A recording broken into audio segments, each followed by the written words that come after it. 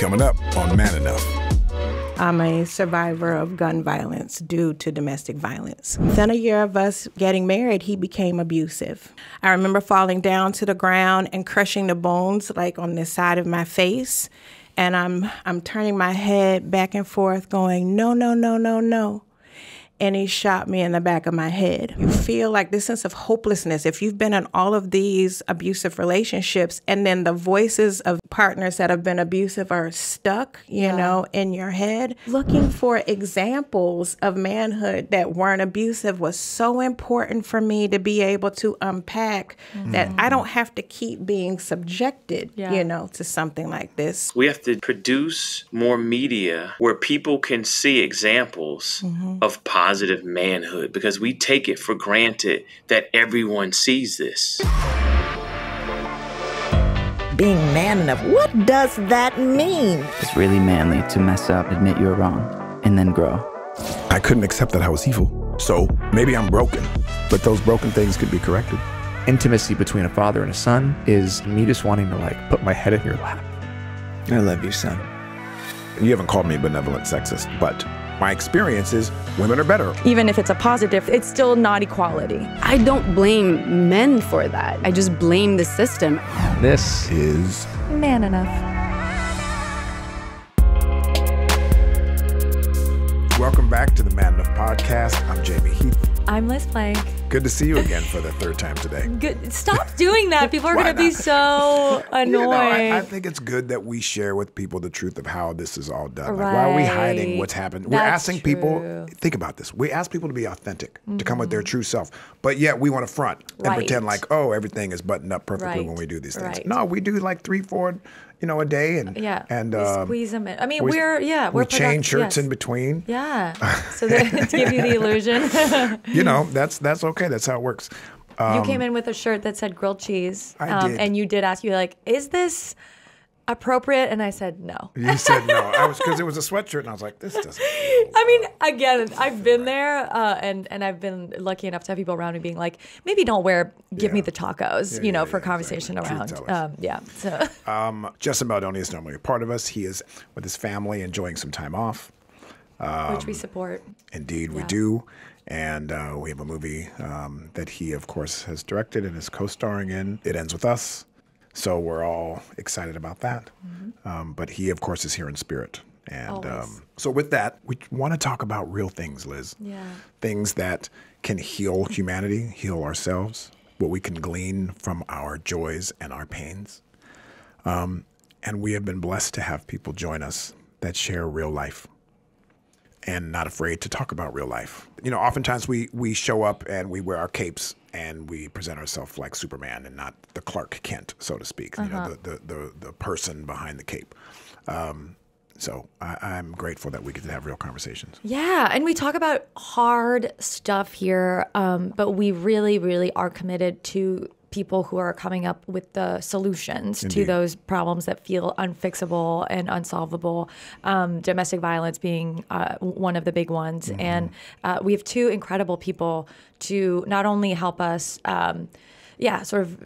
spot the signs of unhealthy relationships, but build towards healthy ones, right? What are the things that you can do from the beginning?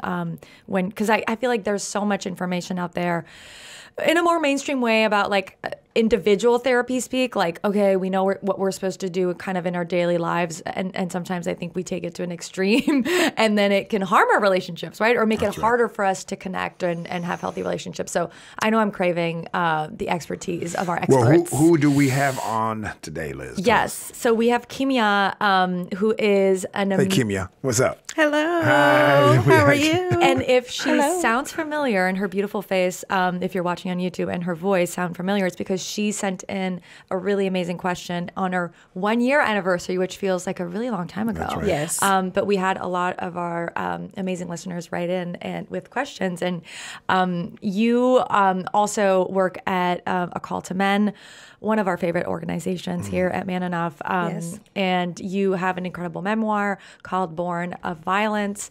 That's all about your incredible story, which you're going to be sharing about surviving domestic violence. And you produced a documentary about the experiences of Black trans women in the U.S. called Intentionally Erased.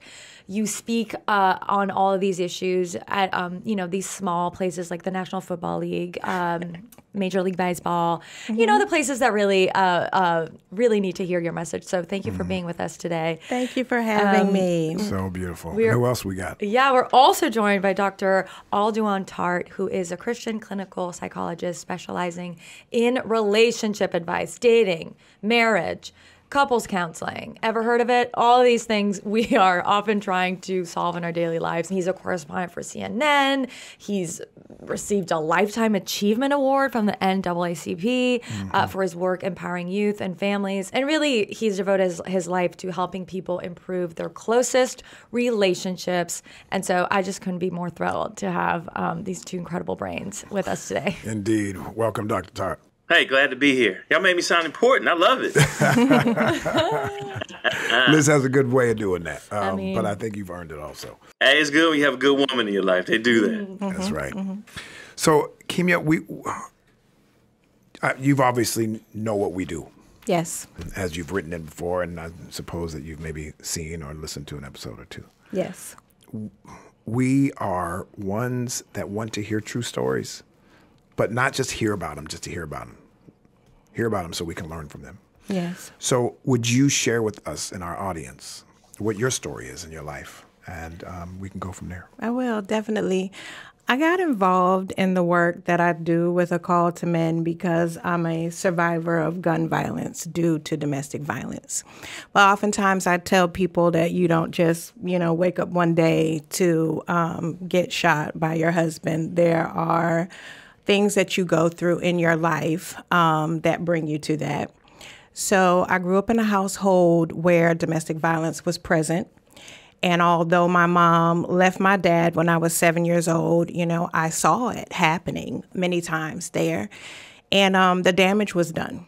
As a young woman, I'd been involved in unhealthy relationship after unhealthy relationship that a lot of times ended in abuse.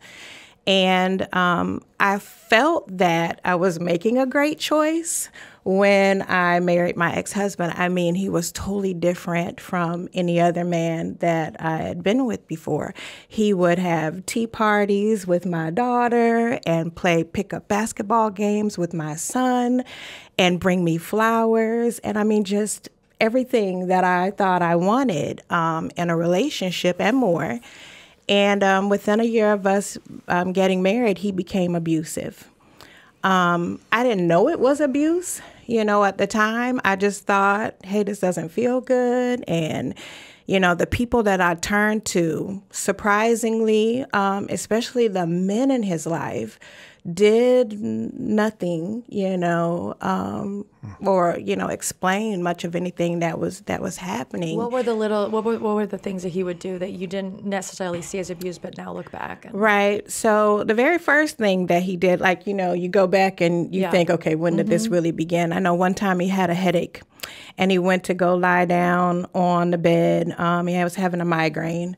And I asked him, was like, do you need some, Advil or ibuprofen? He said no. And I was like, is there anything that I can do for you? And he snapped and said, I told you I don't want anything, and cursed me out, told me to leave the room. So I just attributed that to, well, his head must really hurt. Now, you have to understand, too, when you've been in relationship after relationship after relationship where there's abuse present, you don't look at that as something abusive. I thought, well, that was actually controlled. Men curse you out. This is what they do when they get upset, Right. So I didn't recognize it. Even when it was escalating, I did not know it was abuse. I remember when we were dating and I went to go meet his parents. And I told his mom and his dad, I said, he's such a wonderful man. You raised such a great man. And they were like, yes. After our first anniversary, my house was in foreclosure. My minivan had been repossessed. There were times we didn't have food in the house and I'd have to go to a neighbor's to take showers and such because the water and the gas were turned off. Why? Because he asked me to turn over all the finances to him once we got married. So when we went back to visit his parents a year in, his father said to me, well, remember when you came here and you told us what a good boy we raised? I started to tell you that he was allergic to paying bills, but I want to know, what do you think about him now? You know, that was something that he should have, if he thought it, you know, share something like that with me. So he actually started becoming abusive to my son. And that's when the bells started ringing, like this is not right. And he was removed from our house because of it. In a physical sense. In a physical, yes. We called the police. He had to be removed due to a restraining order. And a year after that, he's still controlling my household, even though he lives somewhere else. And my friend said, okay, you just need to go ahead and divorce him. Well, number one, I don't know that I'm in an abusive situation, so I don't know that I need a safety plan. I just tell him, okay, I want a divorce. And he said, I can't wait for those divorce papers to get here. That was the last thing he texted me. So I went to the daycare center early one morning. My daughter was going to before and after care. And I was going to drop her off at the daycare center. And ironically, I had those divorce papers in the passenger seat next to me. I was excited about filing them that afternoon. When I drove up to the daycare center, I remember it clearly because it was raining that morning and I was running late to work. And my daughter had one shoe on her foot and one shoe off her foot. So I'm fussing at her saying, you need to get over there and sit down and put your shoe on, right? And I didn't notice that he pulled up on the road in front of the daycare center because he had stolen his mother's car to drive over there. I'm distracted doing the mom thing, in the morning. And my daughter says to me, she says, well, I could put my shoe on, but I have something that I need you to do. I have paper that I need you to sign. So I'm fussing about that because you're supposed to give me that paper, at night. And so I didn't see him when he was getting out of the car. And I remember reaching into the car to grab something, and I don't remember, this is the only part that's a little fuzzy, I don't remember what I was reaching in to get. But he was standing as close to me about an arm's length away. And he said, I told you I was going to kill your ass, didn't I? And he shot me in my face here. Now, the bullet went in my face here and out my face on this side. It went through my car door and deposited in the pocket of my car door. And I thought, I'm gonna run because I could see the playground like behind where the daycare center was. And I didn't make it far, and he shot me in the side of my neck. I remember falling down to the ground and crushing the bones like on this side of my face. And I'm turning my head back and forth going, no, no, no, no, no. And he shot me in the back of my head. Now, at this point, I couldn't see him anymore, but I could feel him like step away from me. And I'm hearing like 1,000 gunshots go off. So I'm thinking he's shooting like hundreds of times. Now, the law enforcement told me that was just because he shot me at such close range that I could hear it, ringing in my ears. Now, I'm still in this point. I'm in mommy mode, so I'm trying to figure out where my daughter is in the midst of all of this, and I still see her sitting where I told her to go sit and put her shoe on. But her head was down, and I just assumed that her head was down because she didn't want to see, what was happening to me. So he walked back over to me one final time. He shot me in my back, and he got into his mother's car, and he left. Now, I'm still shocked at this point that I was living. And again, like I said, I'm in mommy mode. So I get up to run over to her to let her know that I'm okay. I want to reassure her. And I said, look, mommy's old. And that was all I could get out of my mouth because I saw that he had shot her too one time at point blank range in the head. Now, I could go on with that story, but there is happier news. Neither one of us were expected to live, but we did. And I say it's by a miracle of God. My daughter had to learn how to walk and talk and feed herself, read, write, everything all over again, but she did. It's because of that thing that happened to us that I made up my mind. I want to teach other people about domestic violence. I don't want another family to have to go through what we went through. I don't want another child to have to go through, what we went through. And I dedicated my life, from that point on to educating folks.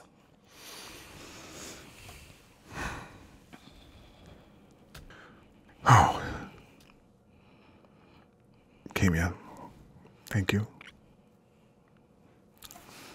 for sharing a traumatic experience. Not just experience, I only imagine many experiences after the healing and the revisiting and the retelling and Right. Seeing your baby. And the list probably just goes on. Yes. And yet, you are sharing it.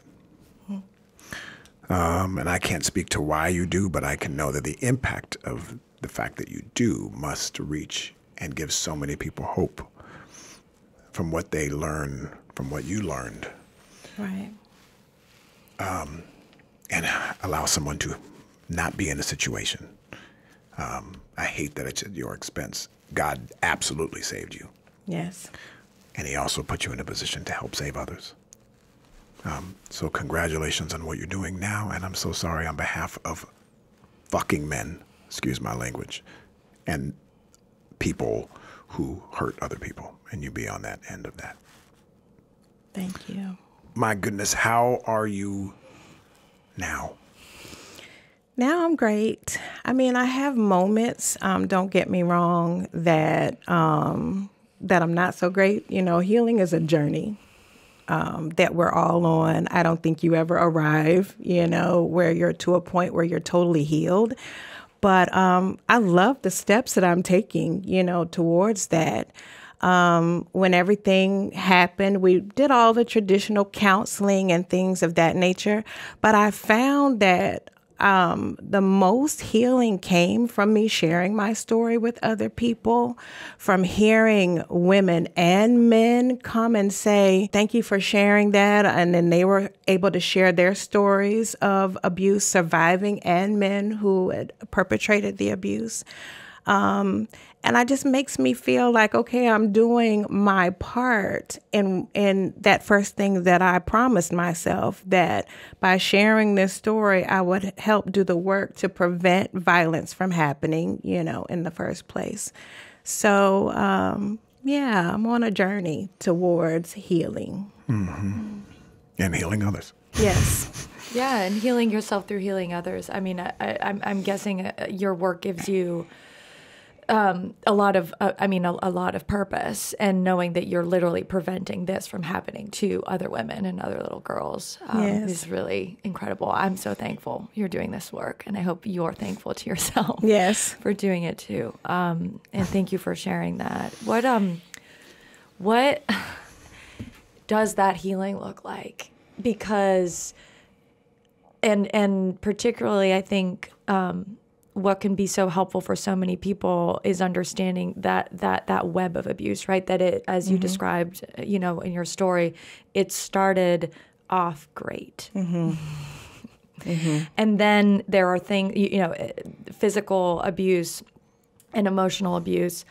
I mean, I have not yet found a single case where there's physical abuse and there's not emotional abuse. The emotional abuse usually sets the groundwork for the physical abuse to then feel normal or even deserved. I'm sure healing from the physical violence is still an ongoing process. How is healing from the the emotional abuse? Number one, I love self-help books, so besides the counseling that I've done, like if I had to back up a little bit, remember when I shared with you that I didn't know that it was domestic violence? Yeah. I actually found out that it was domestic violence when I woke up from the coma in the hospital. They gave me this whole packet of information to read. And I'm like, oh, wow, this is, what that was. So then I started wanting to read everything I could get my hands on about forms of violence. I'm a why girl. I need to know why something is happening, right? So starting there, and then I go, okay, well, what about me? Allowed this situation or set myself in, in the way, because every single person had been, abusive. And then it was important to me, Liz, that I began to see examples of men who were not abusive. Right. Right. I had to begin to, and I would purposely seek them out. Like, okay, let me learn about. Social media was a thing, at that point. Well, it might have been a thing for a while, but it just started being a thing for me, at the time. So just looking for examples of manhood that weren't abusive was so important for me to be able to unpack that I don't have to keep being subjected, to something like this. So part of that was important for my healing too. Sometimes you can get in a situation where you feel like this sense of hopelessness. If you've been in all of these abusive relationships, and then the voices of men or partners that have been abusive are stuck, in your head. So just beginning to just peel back those layers has been important for me to heal from the emotional abuse. Yeah. This happened, how long ago was this? This was in 2011. Okay, so 13, 14 years ago, whatever that is. Okay. I mean, speaking of positive role models and Yes. healthy masculinity, should we bring in our Dr. Tartt, who you met, actually, you've said was the Yes. first man that you met that was this example of positive, healthy masculinity that Exactly. you'd ever encountered. What were those intangibles that he had that had you reflecting and sort of realizing something was different here? I like to get a 360 view of people. So the first time I met Dr. Tartt, he interviewed me for a show at Clark Atlanta. It had something to do with domestic violence. And just his kind demeanor was the first thing, that he had. There was just something genuine about the level of kindness that he showed both of us, because there was another young lady that he was interviewing that just felt real to start with. I remember I had like a box or something, a bunch of things, and I wasn't even used to men helping me carry things. And he said, let me help you take this to your car. And I'm looking at him like, you want to help me take something to my car? And he spent time talking to me as a person. He was open to questions that I would have because I knew he was a licensed therapist. So I started asking him questions about men and how should I venture into the world of dating and things of that nature. And so the things that he told me about the healthy signs of dating and things that I should be doing or things that I should be looking for was just so good for me. Mm-hmm. Now, when I said I like a 360 view of people, then I started looking at what he was doing on social and watching his family and seeing the way his wife spoke about him and how he spoke about his wife and how he spoke about his children. I'm looking all the time, whether you know it or not. And he was just that first example. Honestly, if I could say, I prayed and said, I need to be able to see some examples of men. And so he was one of the first. Wow. That's a nice setup, Dr. Tartt. I didn't even know that. I don't even think I've heard the whole story. I think I've read it, or not heard it, to that extent. But I did not know that. So I'm honored. And what that convicts me, and this is common, is that if we're going to make an impact, we have to do what Kimya is talking about, produce more media where people can see examples of positive manhood, because we take it for granted that everyone sees this, right? And then sees it in a model of manhood that is close to them. So this is cultural, right?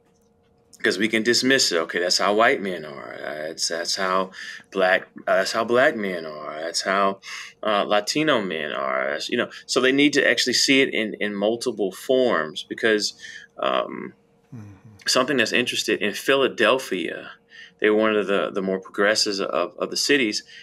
Whenever there's domestic violence, they immediately remove the kids, so the kids don't think that this is the norm. Yeah. Right? Because in other states, they'll come, they'll arrest the mom or arrest the dad or arrest the partner, but the kids are left in there, and then mom and dad, a partner comes back, right? And then it's business as usual. So the kids, they don't know about the court stuff that's going on outside of it, or the domestic violence training in groups. So that's the first thing that I heard, is that it's not about me, because I know a lot of men listening, like, that is normal, healthy manhood. Like, this is what fathers teach their sons to do. You know, this is typical. But if you don't see it, you don't know. And that's why it's important for us in the media to produce more healthy, entertaining, because I know if no one is not entertaining, people are not going to watch it, healthy, entertaining TV versus just perpetuating what people already see. Yes, sir. So I am touched by that, Kimya. And what are some of the, we could call it green flags or just signs to look for at the early stages of a relationship, or even on a date when you first meet someone, to know that you're laying the foundation for a healthy relationship? As opposed to, because I do think if you're, you know, with a really sophisticated abuser or someone who, you know, has done this before, it's amazing at first, right? And Yes. so what can feel like are things that are positive are actually negative, right? So yeah, what are those things to look out for? I'm glad you said that. I mean, first of all, this can happen to anyone. Yeah. I mean, if you're talking about someone who's charismatic, incredibly socially intelligent, they're going to put forth their best foot forward, and even in a more sophisticated manner, they're going to anticipate the objections of your friends and family. Oh, girl, he'll change in 6 months, or he'll change after this while, or just make him mad and you'll see his true colors. It's much more sophisticated. If you're talking about a sophisticated lifetime abuser who has high social intelligence, he's going to be able to anticipate everything you're going to say. All right. So one, there's just some scenarios in which there's nothing that you can, this could happen to anyone. So I want to normalize this, right? Because you already have emotional feelings for them at that time. All right. But outside of that particular person, one way you could screen, and there's no way to know, social media helps, is tell me about your previous relationships. That's right. Yeah. But you have to use your discernment, because you can tell if someone's making something up. So these are the things I look out. Green flags for men. Number one, according to the research, is influenceability. Yeah. How influenceable is that man? When you say you like romantic comedies and he only watches action, will he say, well, you know what, we can go try a romantic comedy and then we can go do an action? I'll share this. When I was on a date with my wife, she says, I don't like men who curse. Now, at that time, I didn't curse that much anyway, but I was like, well, okay, that's a little extreme. I mean, you mean at you? Or I can't curse if someone cuts me off. If the Falcons blow the Super Bowl again, I can't do any of that stuff. And she was like, my dad never used curse words, and I just don't like it. So I decided at that point, it really wasn't worth it. I didn't curse that much anyway, but that was something that I could give away to be with her. So when we start looking at men in general, how influenceable are they in wanting to accept another person in a relationship? Because it is 50-50. Yeah. So men that say it's my way or the highway, or I've been this way, or it's take it or leave it, or this is how I do things, those are men that just don't work well, not only in relationships, but in partnerships. Yeah. Right? So looking for influence, but you're also looking for men who want to protect and provide. Like, there's not a debate And protect and provide can mean so many different things. You can provide emotionally, you can provide physical, right? So many different things. And so a man that says, I like doing that. Like that's who I am. I want to walk on the outside of the street. I want to open your car door. Even if that's not how I was raised, if that's what you want, I'll do it. Mm-hmm. I've never done it on a date before. I think that things have changed with gender, but if it makes you feel loved, cared about, it makes you feel considered, and it makes you feel like it's a loving gesture, I don't have a problem doing it. It's not a big deal to open the door and anticipate your needs and get you flowers and celebrate Valentine's Day, even if I think it's commercial. All I need to know is that it means something for you. So those are the things that you are looking for. And you're also looking for a man whose actions match his words. Yes. You're looking for another giver. Wow. Man, I love hearing you say all that. Thank you for sharing that. Influenceability, right, is, according to the Gottman Institute, the #1 predictor of a successful marriage, of like not ending up divorced. and particularly the man's, that he takes his wife's influence, basically, is the #1 predictor of like, you're not going to get a divorce. Oh, wow. Yeah. I wanted to say, too, that, and I want to preface this, where there is no version that any of what happened to you was your fault. Correct. Not one piece of it. Great. And I also appreciate that when you had said you're a why person. Mm-hmm. So how do we walk that walk where it's like, none of this is my fault? Mm-hmm. As a black man walking through the world with things that happen to me, it's not my fault. Mm-hmm. And what have I learned so I don't drive down that street anymore, so that I don't put myself, so that I'm not in a position to be wronged. Right.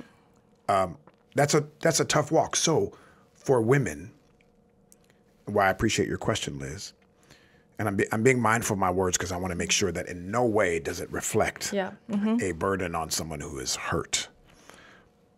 But is there reflection, now looking back, of things that you go, had I had the foresight then to see, maybe I could have turned down a different street, which is why I'm educating other women so that they don't turn down that street. It's not their fault. Right. But you know what I'm trying to get to. So yes. And of course there's the green flags, but what are some of the red flags also that sometimes we ignore? I love what you had said. Sorry, I'm long-winded, but you had said earlier you didn't even know that you were being abused. No. I think that's because possibly you were so used to a certain temperature that rather than recognizing it's 120 degrees outside, I've been around 130, so this 120 feels fine. Exactly. But for someone who's born and raised in 80-degree weather, they get to it and they're like, whoa, that's a little hot. Which is why we can't have our babies around abuse. We got to do the best we can so they don't become accustomed to it. Right. Anyways, all this is to say, what would you offer other women to look for? Some of these things you had just said, Doctor, and maybe some things that you have recognized along the way. Is there something that you've gleaned? And men too, by the way, right? Yes. Who are victims. And men too. Well, one of the things that I noticed in my own situation, I often say that I gave my ex-husband the blueprint to my deception, right? Beautiful. So when we're out at dinner, I'm telling him everything. This is all the things that the previous men did wrong. This is what I'm looking for. And I'm listing thing after thing after thing. Now, for someone that wants to have a healthy relationship, they might, appreciate your openness. But for someone who wants to deceive you, you're giving them the groundwork to deceive you. My ex-husband even said, at the time, all of my friends were talking about getting married. There were people who were getting married, and I so desperately wanted to be married too. A few weeks before he actually shot us, he said, in a moment of anger, he said, "You were so desperate to be married, you made it easy for me." So what did he mean by that? At the time, he had just moved to the Atlanta area. He was living with family, sleeping in the living room, and he saw me as an opportunity. I had a house, I had a car. I was a single mom. I needed rescuing, if you will, because that's what I portrayed to him. In hindsight, if I had gone back to do even now in dating, I don't do all the talking. Yeah. You know, like what Dr. Tartt said, I want to see your actions if they match up with the things that you're saying. A lot of times men will say, what are you looking for? And I'll go, I'm not looking for anything. Yep. You know, I just want to see if we get along, if we vibe with one another, if we're compatible, whatever that means. You're know. buying, you're not selling. Exactly. Right? Exactly. Yeah. So that's one of the things. Another thing too, and I'll just highlight two things, are these grand sweeping gestures. I don't believe anyone is in a rush to get in a relationship. And I noticed with every person, particularly him, so I'll highlight him. I met him in July. By September, we were living together. So very early on, I love you, I love your kids. You know, he's doing the tea parties. He's doing the basketball games, all the things that I wanted their biological father to do with them. So immediately I'm becoming endeared to him. I told him, you know, at the table, I wanted flowers. So what is he doing? He's buying flowers. And then he's saying, within a month, I feel like you're my soulmate and I think that we should be married. Bells ringing. Those are the words that I want to hear, you know. And so within, like I said, that short period of time, we were living together. So I would tell other women, take your time. Yeah. You know, just take your time. And no matter what they're doing in terms of those gestures, if it's real, they will continue to do those things. And if it's not, you'll begin to see them break away. That mask cannot stay on forever. Yeah. You know, I would say those are the two main things. Yeah, slow things down. And physically, too, Yes. right? That's a big one. I didn't say that, but yes. I think sometimes we're too, especially if you've been alone for a period of time, we're too quick to jump into an intimate relationship. And once you do that, you're wearing rose-colored glasses, honey. Forget it. You know? That's right. Oh, he didn't do anything because, you know, the sex was wonderful or whatever. There's something that happens, I think, chemically. That it does. Yes. And you kind of lose your power, I think, as a woman. I'm not saying that in this, like, purity kind of concept at all. Right. It's just that that was, like, a big thing for me because I've also, been in unhealthy relationships and, like, my, support network and my program were like, you have to wait. I mean, just to have sex was like a really, like, months. And that was very sort of unusual for me, but it really works because you're basically creating speed bumps. Exactly. And what happens to the person? What happens to the man when he gets told no? Right? When he gets told no, this can be on my timeline, not your timeline, and how do they react to that? Is a lot of. Can I ask a question about that? Because there are also many relationships. Thank you for sharing that. Yes. For those who do find themselves living together in 3 months and do buy the flowers, all of them do not turn out to be abusers. No. Right? There are many opportunities you can meet someone, then things move quickly, and they're wonderful. And yet, I hear the point of that. And I'm wondering, how do we make those distinctions?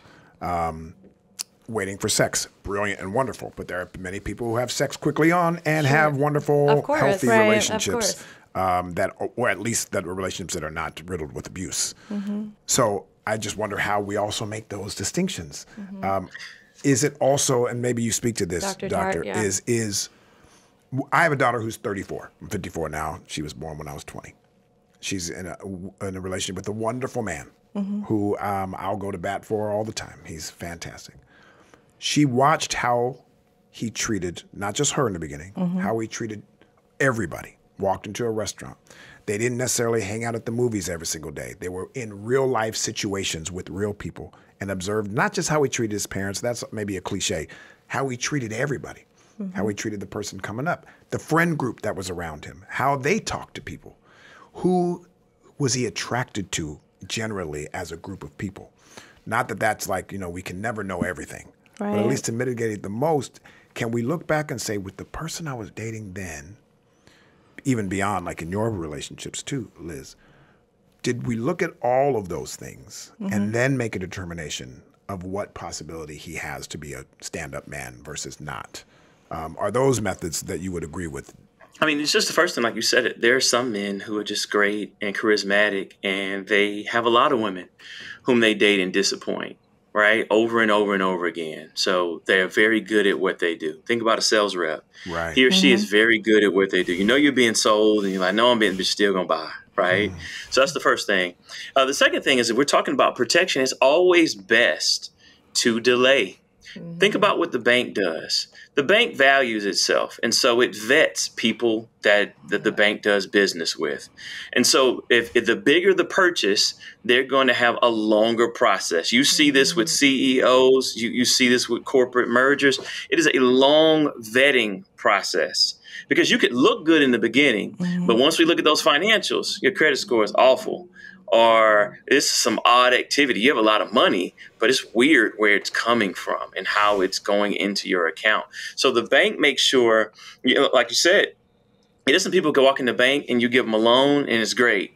All right. But if the bank vets you for 30, 60 days, they're going to cut down on a lot of scams and a lot of people who look a certain way. So I think but women are valuable. Men are valuable. But women, it says in the Bible, I'm a minister. He who finds a wife finds a good thing and gains favor in the Lord, right? And so that means that the woman, since she's valuable, I have to make sure that if the bank's going to vet you, if a realtor's going to vet you, before they even show you a house, she's not going to show you a house till you're pre-qualified, because you could be wasting her time. Yeah, I want to see a $9 million house, but you don't have any credit, right? You don't have any finance. You don't have 10% down, right? And so as a woman, this goes for men too, but especially women, I need to make sure before I get my emotions involved that you're the real deal. So I'm going to delay. And this is old school. Yes. You can court me. Yeah. You can court me for 30 to 60 to 90, 120 days before I say I'm your girl or your woman or your queen or your boo, whatever we're saying these days, your bae. But I need to see you and evaluate you over these days, like Kimmy said, to see how you move. That's easier said than done, especially if everything is clicking. You want to move forward. If us just playing after a great dinner is hard, right? But you want to vet the same way as a company. They're not going to hire. See, this really quickly. If you've ever been hired a job, you go through 6 to 7, 8 rounds of interviews. It's ridiculous. Right. Yeah. Because they say, how can this many people be wrong by the time we hire you to our culture? Because we can't have someone in this position. So it's the same thing with delaying and allow, and it also evokes chase in men.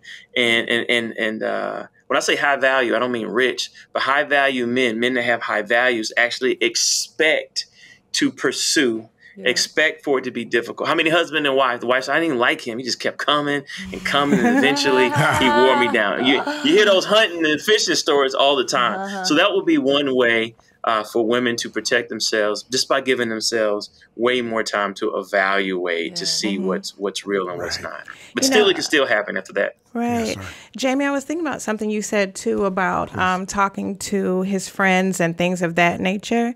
All of his friends thought he was wonderful. I was going to say. Yeah, they're good. They all thought he was wonderful. Yeah. And he was a contractor. So he would, I always say little old ladies. So let's say they didn't have money to pay him to do the work. He would go and fix their roofs for free or fix whatever was going on in the house. So everyone would say, oh, girl, you got a good man. Right. They had no clue. So talking to his friends would not have been helpful, for that me. Situation. Yeah, of course. I think, one of the things Dr. Tartt said, too, about having the 6 or 7 interviews, one of the things I did not do, I did not really surround him with my friends. My friends would have been able to see it, immediately. But when you ask about those flags in the beginning, he wanted to be with me all the time. He only wanted to be with me and the kids. He didn't want to go to have dinners with my friends and things. And he would couch it with, oh, I just want to spend time with you. So isolating me from them. So they didn't really get an opportunity to vet him. Remember I told you, I met him in July. We're living together by September. A year later, we're married. And just to add to Dr. Tartt's point, let your mind be changed by the information that is incoming during this vetting process, right? Yes. Because I think that that's what keeps you in it, is that you're like, but they were so, no. And you're convinced that that's who they are, right? Right. And so, and I identify so much with, you're a Y person. I'm the same way. And I think that actually kept me in it too, because I was like, I don't understand. Why would he act this way? Why would he do this? Why would he again, based on this idea that I've created, that he's projected and created, that very in a very sophisticated way onto me. Right. This isn't who he is. And so I have to understand him. I have to understand why this happened.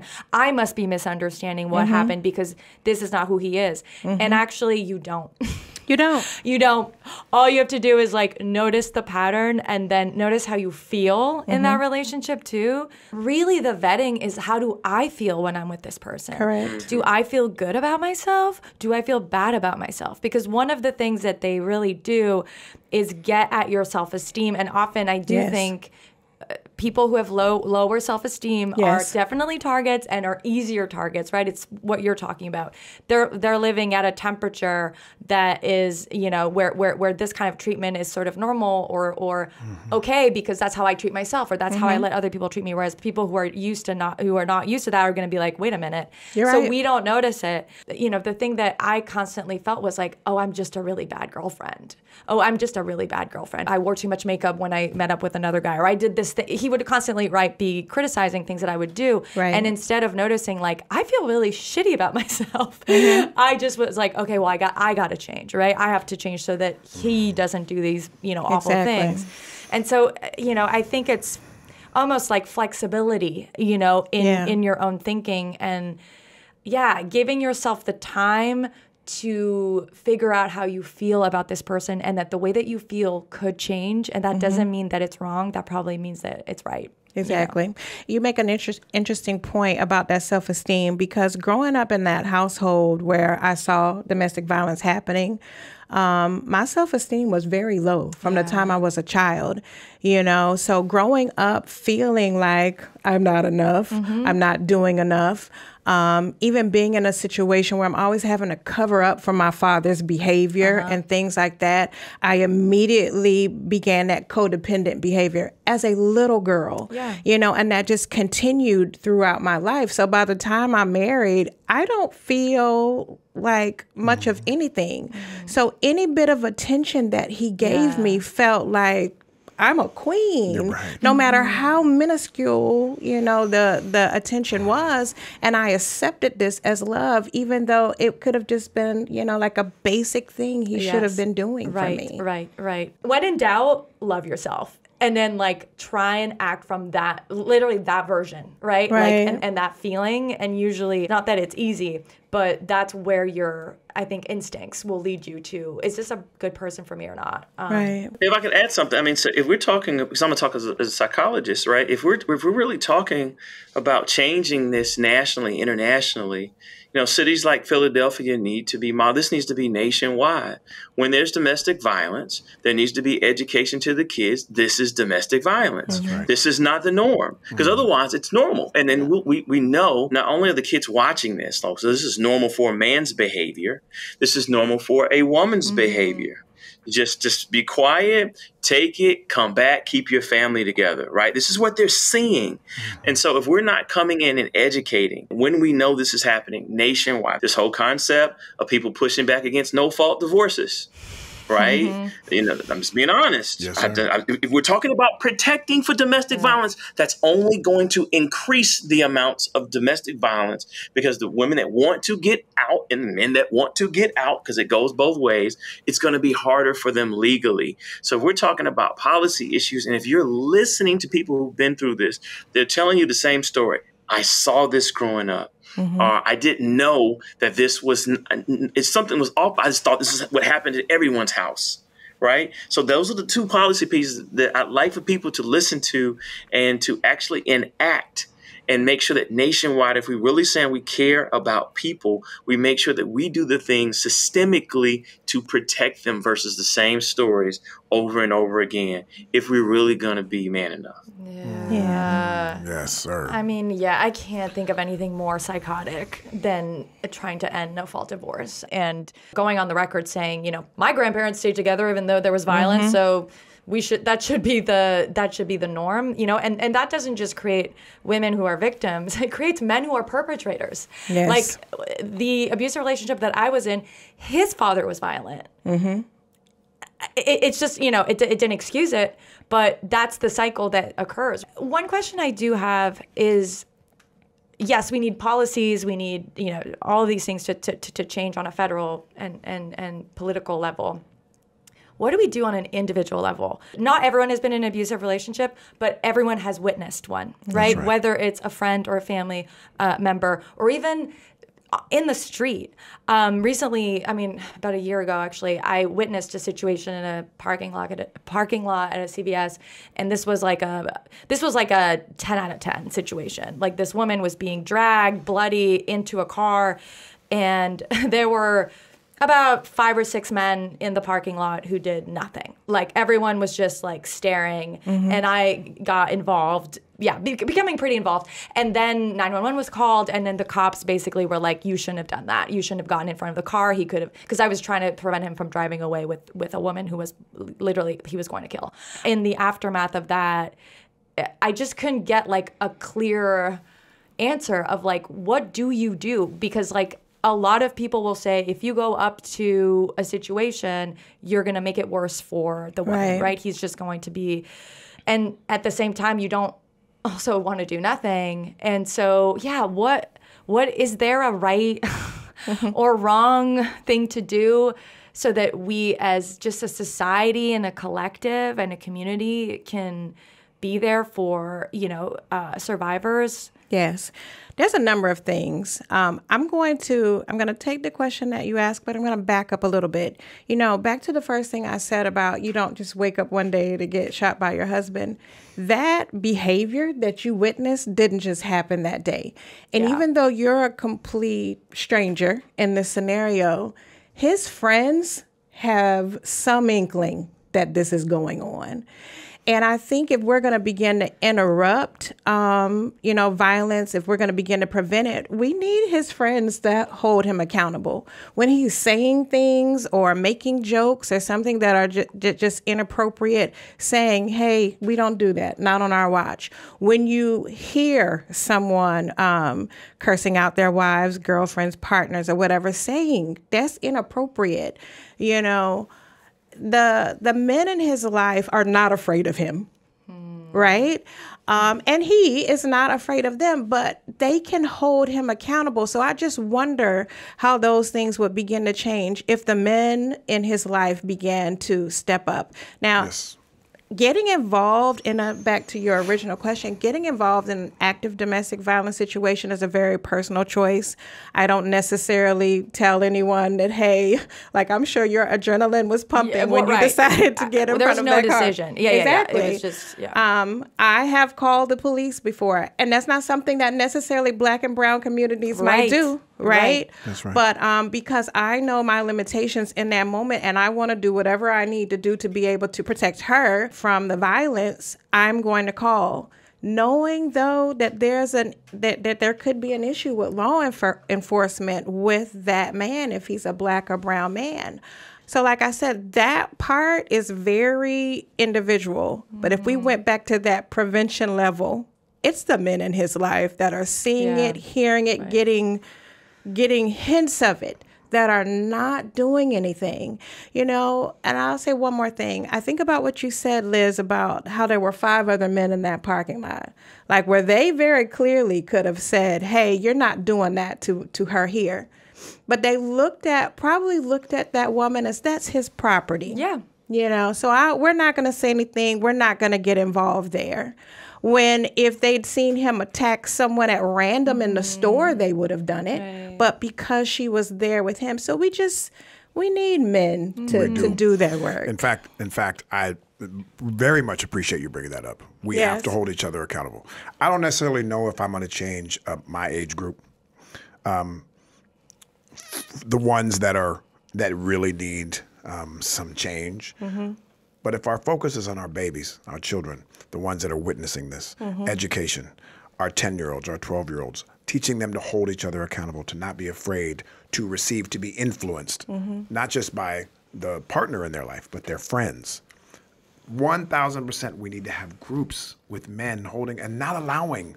When I see a man, say a derogatory comment about another woman, I'm shutting it down right away.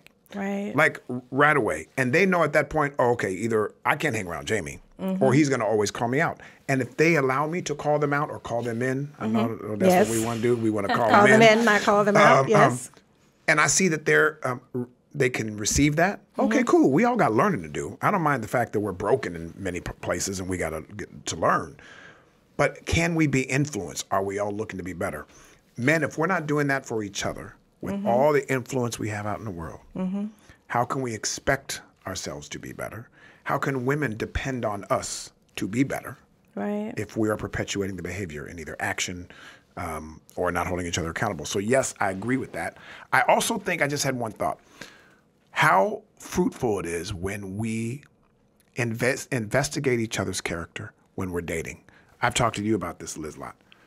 Rather than dating in a month or two, regardless of it, being friends with people.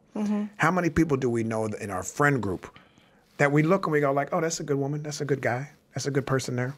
How they treat their relationships, how they speak about their exes, I think you talked about that. How fruitful that is when people just really are okay with being friends, going out, hanging out each other, accompanying one another, not in a romantic relationship. Right. I know it's hard because there's chemistry with people.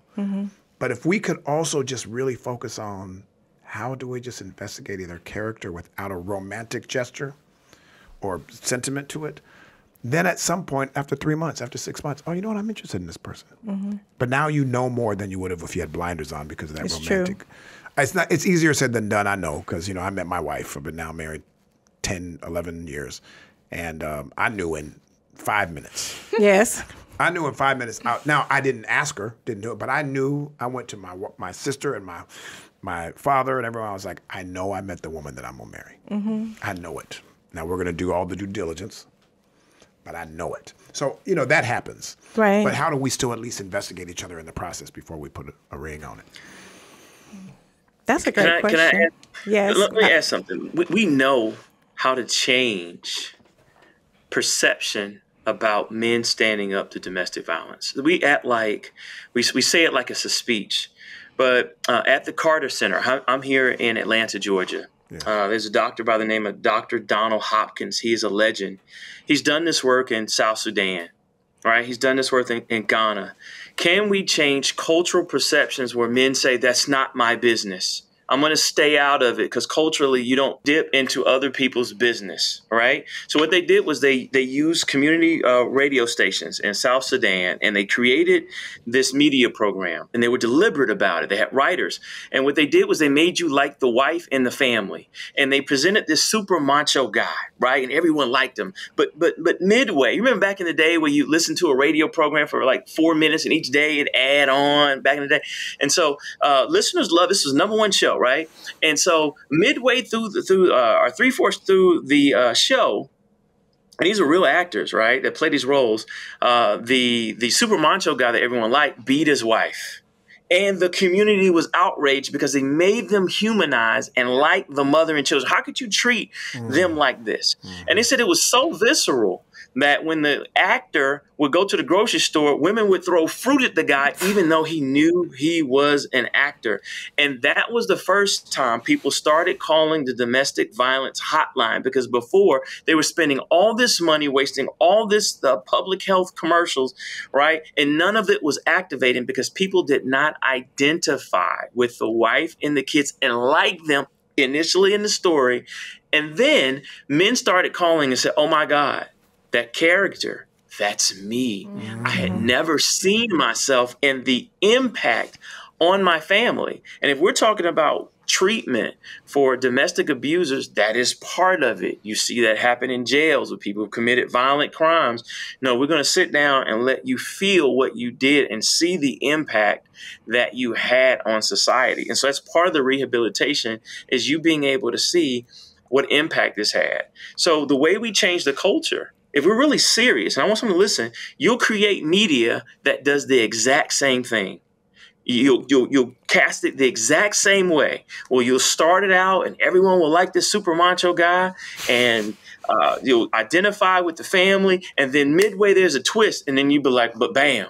Oh, man. I don't like that guy. I can't stand that guy, because now it's activating me. And then so what's going to happen in society next door? And so this is what happened in the house really quickly. So when people started hearing domestic violence in South Sudan, they started going outside and hitting pots with these with metal objects to say, hey, we see you and we hear you. They still wouldn't ring the doorbell. They wouldn't knock on the door, but culturally, they would hit these pots. And that's how domestic violence went down, because if you do it and we hear about it, we're going to let the whole community know what's going on in that house. Wow. Because they changed the public perception, which we know how to do.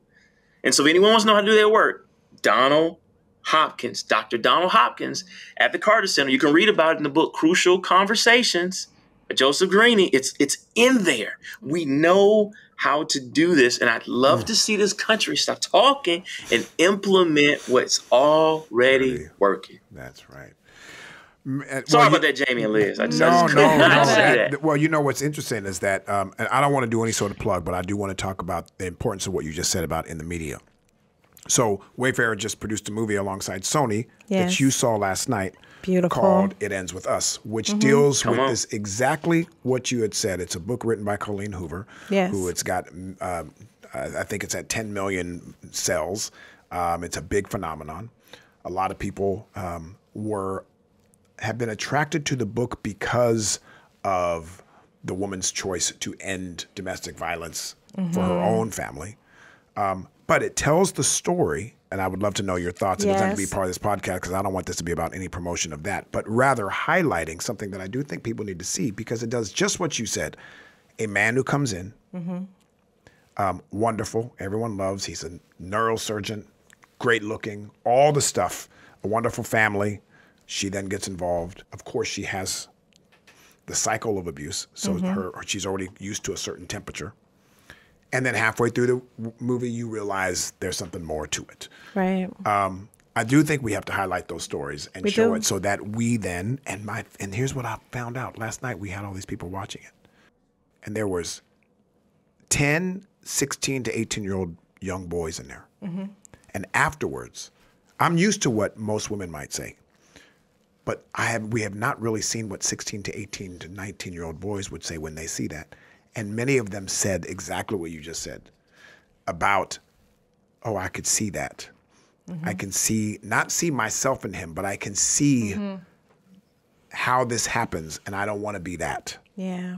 And to ring the bell and to bang the thing when we all start hearing it and change the culture. I'm glad that you mentioned that. Thank you. But I will ask you this. Okay. In seeing this particular movie for yourself, how do you feel, not so much about the movie, but the representation and the authenticity of it? Do you feel anything about that? Do you have any comments? Yes, it was beautifully done. Number one, I've been talking a little bit to my friends about it so that they will, of course, go and see it. But I love the way the characters evolve. Like, you could see the humanity of Ryle. You know, in a lot of domestic violence movies, it's just they paint the person who's causing harm as this monster, right? And so they're never really humanized. And you all did an amazing job of showing the evolution of him. I won't talk about it much because, you know, I don't want to give it away, but I love that. I love how you evolved their relationship, that you showed how beautiful it was in the beginning and the steps that could lead to, all right, this is where the abuse entered. So there were just so many beautiful moments that I know that's going to heal millions of people. Even if you don't know what abuse is, when you look at it, you'll begin to see little things that will resonate with you as a survivor. And I know even men who cause harm, when they see it, they'll go, oh man, I'm doing that. Or like, I'm not dealing with the trauma that was in my life, and that's why I'm wreaking havoc on the women in my life. You know, that's my hope for the film. You know, it's beautiful. Beautiful, wonderful. I have a question for you. Yes. How, if you can answer this, with what you experienced 12, 13 years ago, and it was your ex-husband, are you safe now? Have you had to worry about navigating that? Is he in proximity? Is that how does that work for people who come out of those situations to continue to protect themselves against someone that hurt them? Yes, I'm safe. He was convicted sentenced to 65 years with 50 to serve.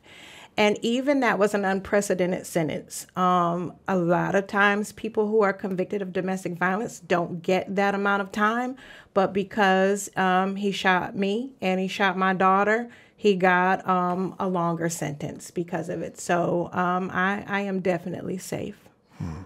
And for other women who experience it, sometimes they are not sentenced to 50 years Correct. and 65 years. So how do we keep those people safe when that threat is still out in the world? Do you have experience with that, with the work that you do and what you've learned? Well, just leaving in general, because as we know, and as your Yes. story exemplifies, the most dangerous time for a woman who is abused in her life is when she tries to leave. That's usually when she's at highest risk for the most lethal violence. How can women safely, and sorry, I love your question, just like, and also how can Yes. victims safely leave? Well, one of the things women need is a safety plan. I say this is like Harriet Tubman in the Underground Railroad. You have a very detailed plan, and you have friends that help you out along that path. Now, whether those friends are folks from domestic violence shelters or there are people that he doesn't know that help you out, you need a plan. It's almost like I was an elementary school teacher for years, so we used to have fire drills, right? And there was never a fire, but our kids knew how to, line up to get out of there. You need a safety plan to know what to do in the event that abuse happens, even whether you're leaving the relationship or, to Jamie's point, if he's about to get out of prison and you don't know about your level of safety. Unfortunately, that means you're always living with this plan, in place, that you're teaching your kids what the plan may entail, whether that's safety words, whether that's in schools, letting the school administrators know about custody and what your safety plan is. It really sets us up for a lifetime of having to do that. I've recently relocated to another state just because a lot of the people who work with me live in the state.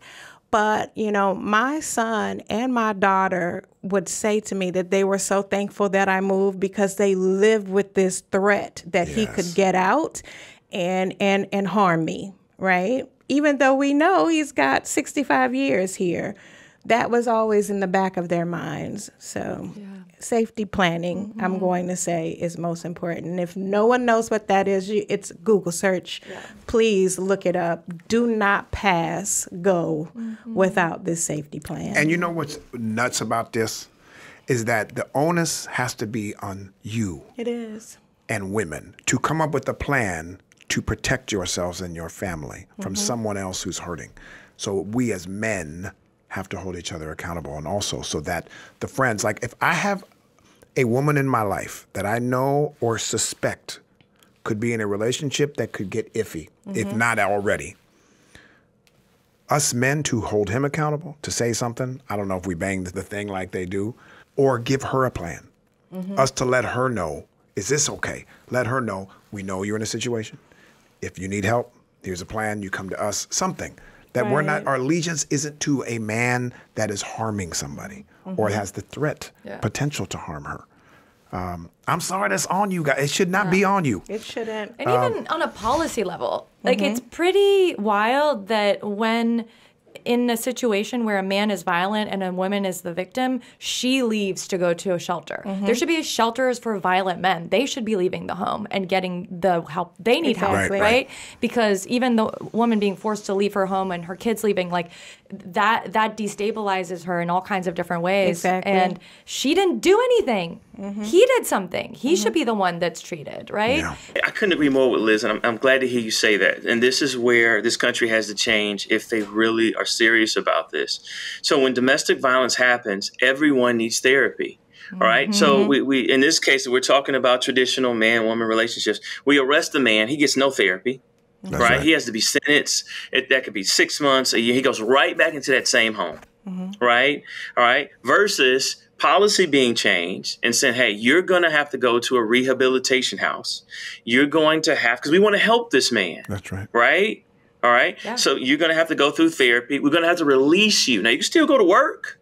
You have a restraining order. You still go to work from wherever you are. Right? Or however they want to monitor this, but you're going to have to get this rehabilitation to whatever's going on, all right, before court, because we already know you're domestic violence.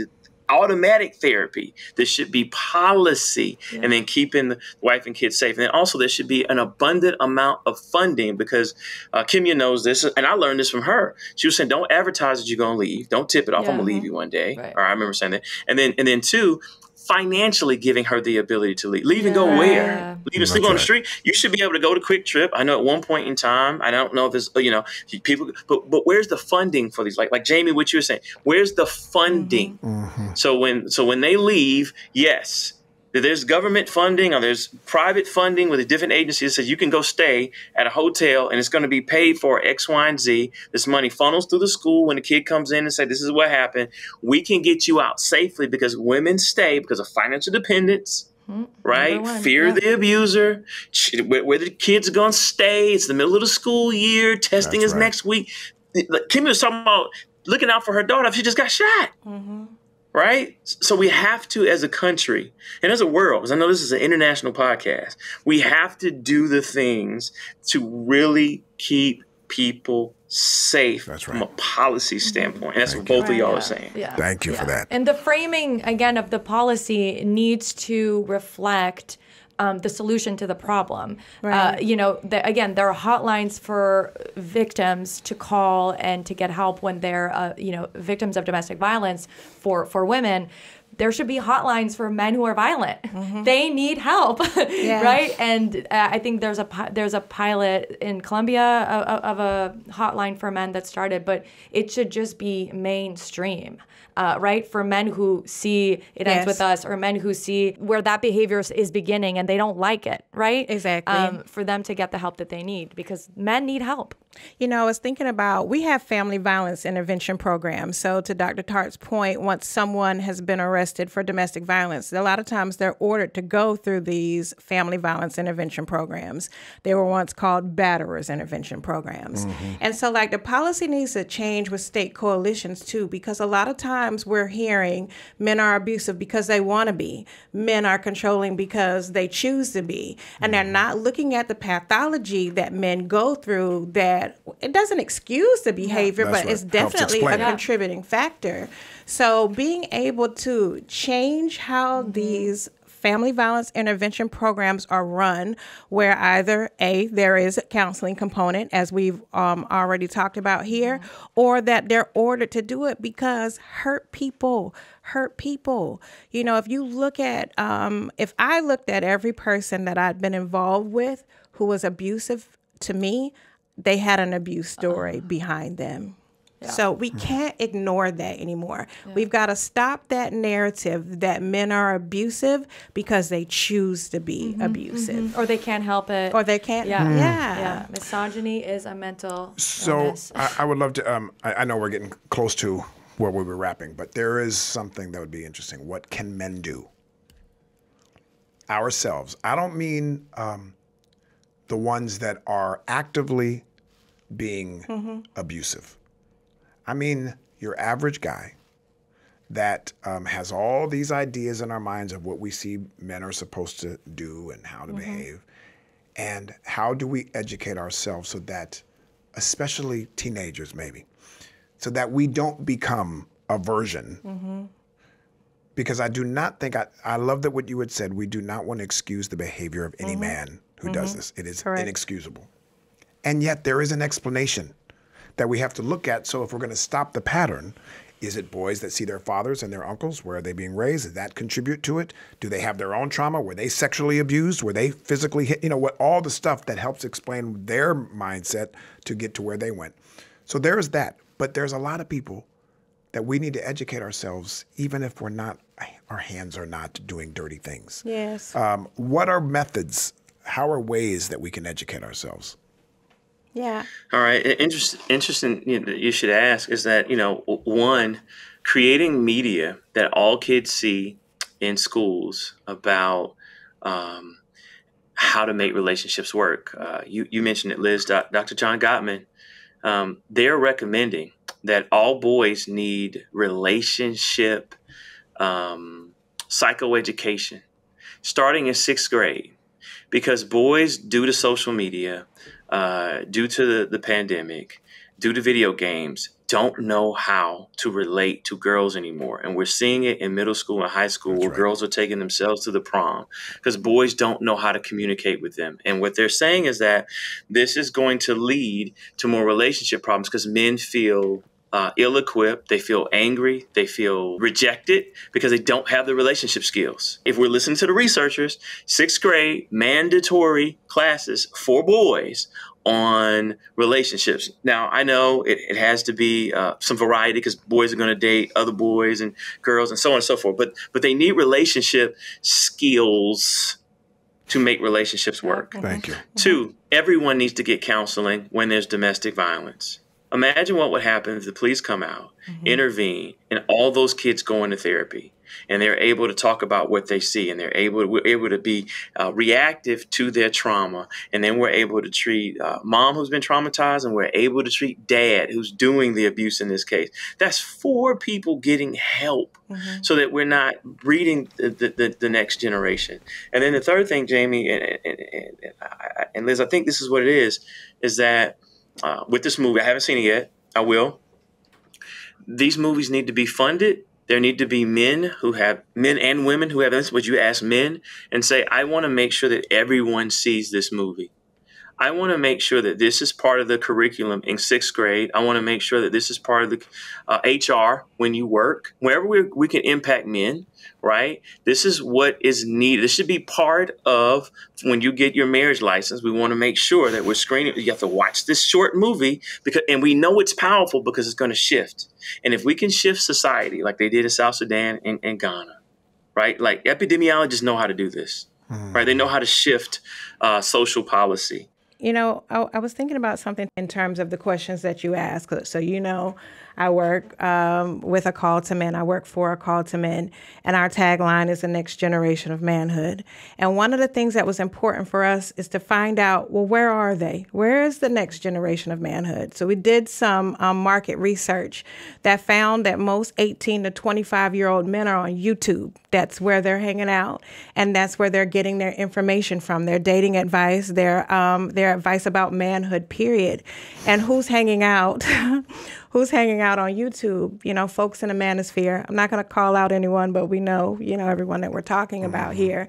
That's not exactly promoting what healthy manhood looks like, So if we're thinking about youth beginning to put more of that content on YouTube where they can access it, because that algorithm acts like a funnel. You could go on to look up shaving advice, and all of a sudden you're seeing videos about misogynistic things. So putting more information there. Number 2, shameless plug, we do have a curriculum at a call to men. It's called Live Respect. It's a totally free curriculum that folks can go online and download, whether schools do it or other community centers, or even you as a parent, you could just download the curriculum. It's 12 easy lessons to walk boys through to learn about consent and about their emotions and all of those things that, you're taught within the socialization that you're not allowed to show. And I love it. men do need friends, Jamie. You know what you were saying about being able to talk to the man's friends. But we need to be able to normalize conversations where men are saying, hey, I'm hurting. Hey, this is bothering me. I'm experiencing some form of failure, and have other men to talk to him, to encourage him, to say, hey, that's okay, I've gone through that too, and not make him feel like I'm an anomaly because I'm going through this. So we do have affinity groups too. Whether you have friendships that you could just have that accountability with your friends or not, there are people that have created these groups for men to be able to get together and just be real and be authentic with each other. I think those things are needed as well. Wow, 1,000%. Thank you for that. I just have to thank you for, if I may say so, doing God's work. Yes. We all may come from different religious practices. We all, though, believe in purpose, and we are used in different ways. And I have seen many people talk about their love for Jesus, their love for Muhammad, love for Moses, or Krishna, and all the different faiths. And all of them have suffered. And they used it for the benefit of humanity, so that we can know that we can survive suffering and still be loving and care about humanity. So with that, I think that we are small examples of that. You are not just a small one. You are an incredible one.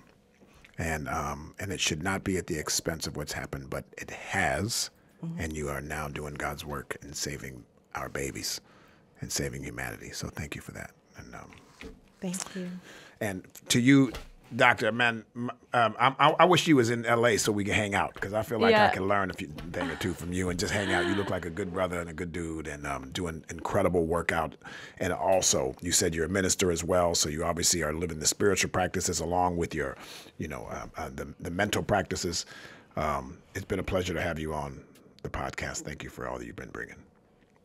Thank you for the high praise, Jamie. Thank you, Liz. Thank you, Kimya. Thank you. Glad I could contribute to help. Thank you so much. We're going to get to our final question. Liz? What does it mean to be man enough? Ooh, to be man enough means to be your authentic self. Whatever that means to you. Not being defined by what other people say. You should be or represent as a man, but what does being a man feel like to you? Thank you. Yes. Dr. How about you? Tartt? I would say being man enough means being bigger than your pride and admitting that you need help. And being man enough, like you said, Jamie, was if you know you have a friend dealing with this, to make the call for them and to set up counseling for them, all right, to help them. And also being man enough means if you have the means and the influence to change the policy, create the media that we know will change this for the country. The solution has always been one person. Dr. Martin Luther King Jr. was a solution. Gandhi was a solution. Rosa Parks was a solution. We put this on everyone else. So instead of that bystander effect, people who are convicted right now say, I'm going to be the person to move the things that I've heard forward. That's what it means to be man enough, to change things. Once and for all. Yes. Yes. Beautiful. Thank you for that. Just wonderful. How do we close this out? I don't want to close it out, Liz. I want to. No, I mean, we need to, of course. I know. And it's very hard. But thank you both again very much. Yeah. Liz, let's get some grilled cheese. Let's go get some grilled chease. Oh, I love it. Is it going to be lobster in it? It's going to be lobster grilled cheese is good. That's right. You know it's going to be something crazy. For those of you that have been listening and watching, if you want to hear more, you can visit us on our website. You can go to YouTube. You can go to Spotify and Apple. And until then, we'll be posting more episodes, and we look forward to talking and seeing you. Yeah. On behalf of Justin, good night. Goodbye. Good luck. I'm Jamie Heath. I'm Liz Plank. And this is Man Man Enough.